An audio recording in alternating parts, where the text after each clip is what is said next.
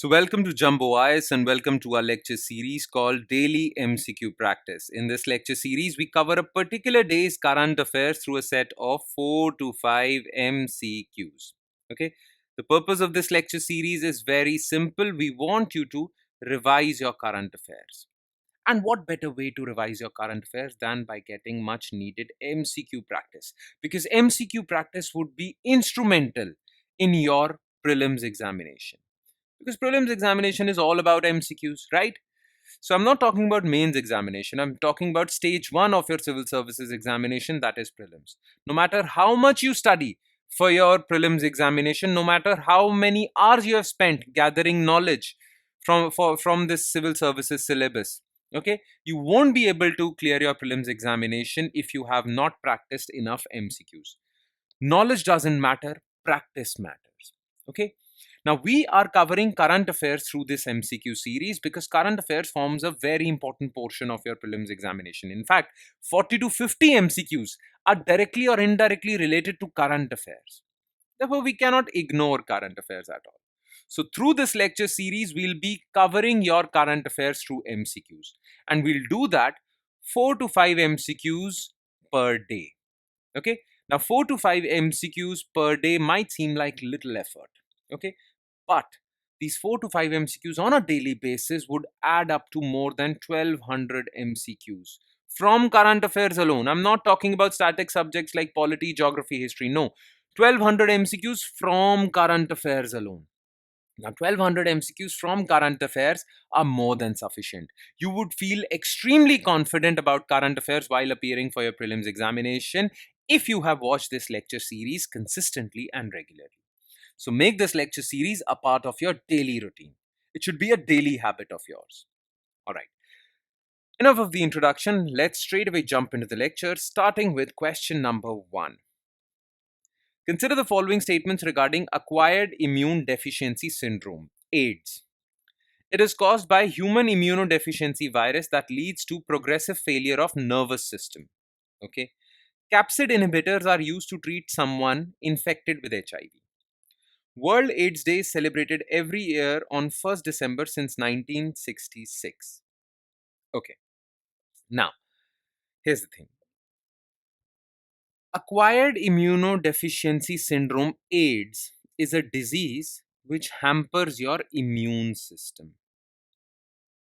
Your immune system gets weakened to such an extent that a normal infection can kill you because your immune system is not ready to fight that infection.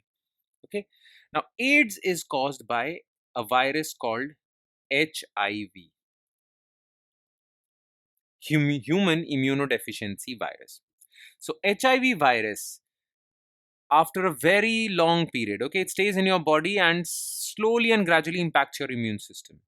So, after a long period of time, HIV can significantly weaken your immune system, not nervous system. Okay, immune system.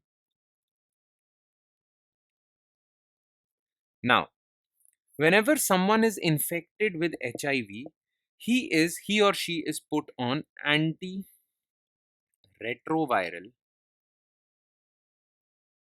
therapy.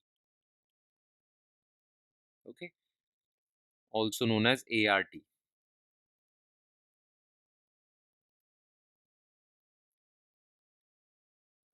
Okay, antiretroviral therapy, ART. Right, also known as antiretroviral regimen. So basically, under ART, you are given retroviral drugs. Okay. Now, these retroviral drugs are also called capsid inhibitors.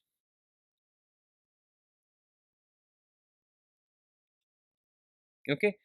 So, whenever someone is infected with HIV, he is put on antiretroviral therapy. Under this therapy, he is given drugs that are called capsid inhibitors. Capsid inhibitors are those drugs that destroy the capsid of HIV virus. So, basically, HIV virus has a shape somewhat like this. Okay. So, HIV virus has this shape. Within this circle is its DNA. Now, the outer covering of the virus, the outer covering of HIV virus is called capsid. And this drug actually destroys the outer covering of this virus, and this virus dies, basically. That is why these drugs are called capsid inhibitors, because they destroy the outer covering of HIV virus, which is made up of capsid protein. So this is true. World AIDS Day is celebrated every year on 1st December. This is absolutely correct, but it has been celebrated since 1966. 1996. It is being celebrated since 1996. All right? Makes sense? So this statement is false. Only one statement is correct. Answer is A. Question 2. Which of the following statements are not correct regarding Ajmer Sharif Dargah? So not correct. Okay. The white marble dome of Dargah was constructed by Emperor Akbar during his reign. Buland Darwaza, the Dargah's northern gateway, was constructed by Alauddin Khalji of Delhi Sultanate. Ajmer, ancient name Ajay Meru, was a city built by Ajay Deva of Sisodia Rajput clan of Mewad. Okay. Now, Ajmer Sharif Dargah is a dargah to honor Saint Moinuddin Chishti. Sufi Saint Moinuddin Chishti. Okay. And he is called Moinuddin Chishti because he belongs to Chishti Silsila or Chishti Sufi order. Now, the white marble dome on this dargah, very famous white marble dome, was built by not Emperor Akbar but Emperor Humayun, Akbar's father, basically. Okay. So, first statement is false. Now, the northern gateway of this dargah, Buland Darwaza, was constructed by a Khalji, but not Alauddin Khalji. These were local Khalji rulers of Madhya Pradesh, Malwa region, Ghyasuddin Khalji and others. Okay, so it was not Khalji of Delhi Sultanate, these were Khaljis of Malwa, local Afghan Khalji rulers. Okay, so this is also false. Ajmer comes from its ancient name Ajay So it was once called Ajay and Ajay was the capital city of Chauhans, Rajput clan Chauhans. Okay, was the capital of Prithviraj Chauhan and his ancestors and his descendants also. But his descendants were basically Prithviraj Chauhan was defeated by Muhammad Ghori. So his ancestors and Prithviraj Chauhan ruled over their kingdom from Ajmer. Now, one of the descendant of one of the ancestor of Prithviraj Chauhan, Ajay Dev Chauhan, belonged to Chauhan Rajput clan, not of Mewad, but of Ajmer, who built this city, Ajmer. So Chauhan's ancestor, Ajay Dev Chauhan, of Chauhan Rajput clan, built Ajmer. Okay. So this is also false because Sisodia Rajputs didn't build Ajay Chauhans did. So all statements are incorrect. Which is not correct? All statements are not correct. Alright. Question 3. Consider the following statements regarding total fertility rate. It is the number of babies on an average woman aged 15 to 49 bears over a lifetime. A TFR of 2.1 is considered replacement level fertility, and a TFR below 2.1 signals population decline. India's TFR is greater than 2.1 and thus it won't see population decline in near future. Okay. So statement 1 is the exact definition of total fertility rate. It is on average a woman, how many children a woman belonging to this reproductive age produces.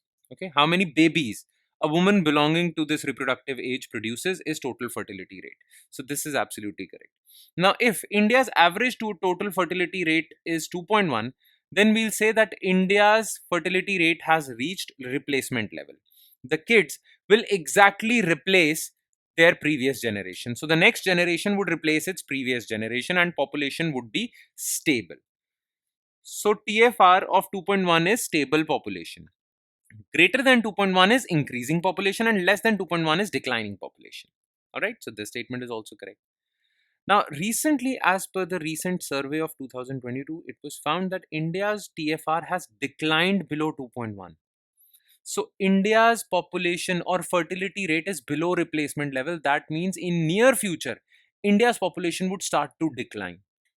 Okay, so this is false, 1 and 2 only. And last, Consider the following statements regarding Border Security Force. It was raised on 1st December 1965, just after India-Pakistan war.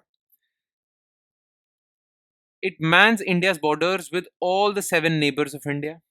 It is also used for anti-Naxal operations and UN peacekeeping missions. Okay. So recently on 1st December 2024, BSF's Raising Day was celebrated. Raising Day is the day of foundation of this force. Now, this force was founded on 1st December 1965, just after India-Pakistan war. This is absolutely correct. What is the mandate of BSF? Well, look, BSF has been given the job to man India's border with Pakistan and India's border with Bangladesh. That's it. Okay. For India's border with Nepal and Bhutan, Sashastra Seema Bal is responsible. For India's border with China, ITBP is responsible. For India's border with Myanmar, Assam Rifles is responsible. Okay. So, Border Security Force only takes care of Pakistan-Bangladesh border, not all borders with all 7 neighbors of India. So, this part is false. Okay. But BSF is used for anti-Naxal operations in Chhattisgarh, Odisha, and other parts of central India. And BSF is also sent for UN peacekeeping missions abroad. So this part is correct. 1 and 3 only. C. Alright. And with that, we conclude today's session. Thank you so much for watching, everyone. And please do not forget to revise this lecture also from our notes. These notes would contain written detailed solutions to all the questions discussed above. It would hardly take 10 minutes or 5 to 10 minutes of your time, but revising these revising these MCQs or taking a look at the written detailed solutions would really help you to remember these MCQs for longer periods of time. So make sure you spend these 5 to 10 minutes revising these MCQs from our notes. These notes shall be shared on our Telegram channel, and the link to our Telegram channel is provided in the comment section below this video. Just click on that link. It will take you to our Telegram channel, and from there you can download the notes for not just this lecture, but all the other lectures featuring on our YouTube channel. Alright. On that note, I'll be signing off. Thank you so much, everyone.